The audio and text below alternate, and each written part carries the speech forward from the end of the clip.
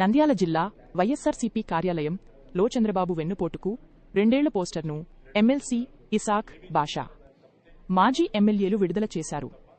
ఈ సందర్భంగా వారు మాట్లాడుతూ కూటమి ప్రభుత్వం అప్పుల కుప్పగా రాష్ట్రాన్ని మార్చిందని, హామీల అమలులో విఫలమైందని విమర్శించారు. వైఎస్సార్ విగ్రహ ధ్వంసం ఘటనపై నిష్పక్షపాత విచారణ జరపాలని నేతలు డిమాండ్ చేశారు. ఆంధ్ర రాష్ట్ర చరిత్రలో ఇంత ఎక్కువ అప్పు చేసిన ఏకైక ముఖ్యమంత్రి ఎవరంటే చంద్రబాబు నాయుడు అని చెప్పి తప్ప 3,65,000 కోట్లు అయిపోయాయి. 4 లక్షలు ప్రతిరోజు అప్పుల లిస్టు పెరుగుతూ పోతా ఉంది తప్ప తగ్గించిన దాఖలాలు అయితే దానికి రంగ వడ్డీలు కట్టాలి. రాష్ట్రాన్ని మీరు ఎక్కడికి తీసుకుపోతున్నారని చెప్పి ఆ డబ్బులు మీరు ఏం చేస్తా ఉన్నారు అన్నది కూడా సమాధానం. కాంట్రాక్టర్లకు 4,000 కోట్ల కన్స్ట్రక్షన్, 8,000 కోట్లు, 8,000 రూపాయలు, 12,000 రూపాయలు ఎస్ఎంపీకి ఇవ్వడం తప్ప, కాంట్రాక్టర్లకు దోచిపెట్టడం తప్ప మీరు చేసిందైతే ప్రజలకు చేసిన మేలైతే ఏంటి? కేవలం మీ పచ్చపత్రికల్లో మీది క్లియర్గా చెప్పింది చెప్పకుండా వాళ్ళు ప్రజలు కొట్టి ప్రజలను 10 సార్లు ఒక అబద్ధాన్ని చెబితే అది నిజమవుతుంది అనే ఒక దుర్మార్గపు ఆలోచనతో చేస్తున్న పనులు తప్ప వేరే ఏవి చంద్రబాబు నాయుడు చేయరు. నిన్న నంద్యాలలో ఒక బాధాకరమైన విషయం, వైఎస్ రాజశేఖర రెడ్డి గారి విగ్రహం ధ్వంసం చేయడం జరిగింది. నేను ఇమ్మీడియట్ గా స్పందించి నేను రావడం జరిగింది. 15 నిమిషాలు 10 నిమిషాల్లో వచ్చి ఆడ ధర్నాలు చేస్తాం. ధర్నా జరుగుతూ ఉండంగానే ధర్నా ఒక కంప్లీట్ కాకుండానే ఇది ఎవరైతే జంబులయ్య అనే వ్యక్తి స్టాచ్యూ బ్రేక్ చేసినారో అసలు వైసీపీకి సంబంధించిన వ్యక్తి అని చెప్పేసి రిలీజ్ చేయడం, శిల్పారాణి గారి ఫోటోతో, మాజీ ఎమ్మెల్యే ఫోటోతో క్లియర్గా రిలీజ్ చేయడం. మీకు అంత తొందరగా అంత స్పీడ్గా ఎక్కడి నుంచి అవైలబుల్? మేము ధర్నా కంప్లీట్ చేసుకొని మేము క్లియర్గా ఇమ్మీడియట్గానే అక్కడికి చెప్తాం. మధ్యస్థితులు లేని వ్యక్తి అని చెప్పారు. మేము ఆ రోజు ధర్నాలో మేమందరం ఉన్నాము, వైసీపీ కార్యకర్తలు అందరం ఉన్నాము, నేను కూడా అక్కడ స్పాట్లో ఉన్నాను.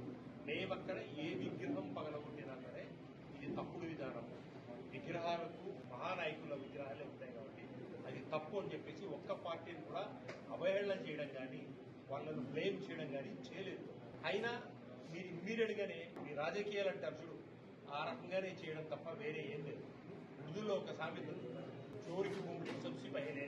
ఆ రకంగా దొంగని కేకలు ముందుగా ఉంటాయి. మీకు మేము ఏ పార్టీకి ఆపాదించకుండా ఎవరైతే శిక్ష చేస్తారో వాళ్ళ కఠినంగా శిక్ష ఇవ్వమని చెప్తే మీరు అందరికంటే ముందు మేల్కొని మీరు ఆలోచన చేసి ఇది వైసీపీకి సంబంధించిన కార్యకర్త అని చెప్పడం జరుగుతోంది. మేము అక్కడి నుంచి స్టేషన్కు పోతానే స్టేషన్లో ఇన్స్పెక్టర్ దగ్గర అతను మెంటల్లీ రికార్డ్ అని చెప్పేసి సర్టిఫికేట్లన్నీ అక్కడ ఉన్నాయి. మేము పోతే మాకు చూపెడతా ఉన్నారు. అసలు ఏం జరుగుతోంది, మీరు ఏం ఆలోచనలో ఉన్నారు, ఏం చూపెట్టబోతా ఉన్నారు? అతను మైండ్ బాగాలేదు అని చూపెడతా ఉన్నారు. అతను మైండ్ బాగాలేనప్పుడు వైసీపీ కార్యకర్త అయితేనే ఏ కార్యకర్త అయితేనే ఇంకోటి తెలియని ఇచ్చేది ఏంటంటే ఎవడన్నా వైసీపీ కార్యకర్త వైఎస్ రాజశేఖర రెడ్డి గారి స్టాచ్యూ పాల్గొంటారు.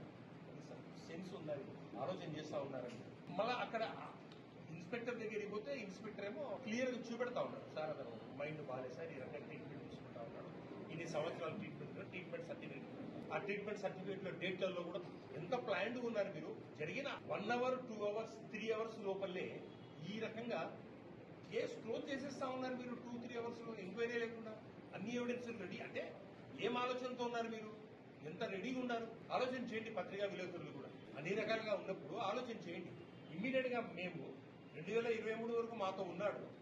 తర్వాత మంత్రి గారి కుమారులతో దిగిన ఫొటోస్, పవన్ కళ్యాణ్తో బర్త్డేకి గ్రీటింగ్ ఇచ్చినటువంటి వాల్ పోస్టర్ అన్ని రిలీజ్ చేస్తే సమాధానం చెప్పకుండా పోతాం. మళ్ళీ ఆమెను భార్యను తీసుకుని పోయి ఎక్కడైనా జైల్లో కూర్చోబెట్టి మాట్లాడిస్తారు. ఆ రకంగా స్టేట్మెంట్ ఇవ్వడం జరుగుతుంది. మళ్ళీ ఈ రోజు అతనితో స్టేట్మెంట్ ఇవ్వడం జరుగుతుంది. అసలు మీరు ఏం ఆలోచన చేస్తా ఉన్నారు, ఎక్కడికి తీసుకుపోతా ఉన్నారు? అతను మైండ్ బాగాలేదంటుంది మీరు చెప్తా ఉన్నారు. మైండ్ బాగాలేని వ్యక్తితో మీరు ఏం కేసు పెడతారండి? మైండ్ బాగాలేదంటారు, వైసీపీ కార్యకర్త అంటారు. దీనికి నారా లోకేష్ గారు ట్విట్టర్లో కామెంట్, నేను ఘనతమించిన ముఖ్యమంత్రి గారు చంద్రబాబు నాయుడు గారు ముఖతంపుడు అబద్ధాలు తప్ప మీరు చేసింది ఏంటి? అన్ని ఇట్లాంటివే తప్ప చంద్రబాబు నాయుడు చేసేటివి ఏవీ లేదు. తను ఏ ఒక్క పెన్షన్స్ పెంచడం జరిగిందా? పేద వాళ్ళకి ఏమన్నా మంచి చేయడం జరిగిందా? జగన్మోహన్ ఇచ్చిన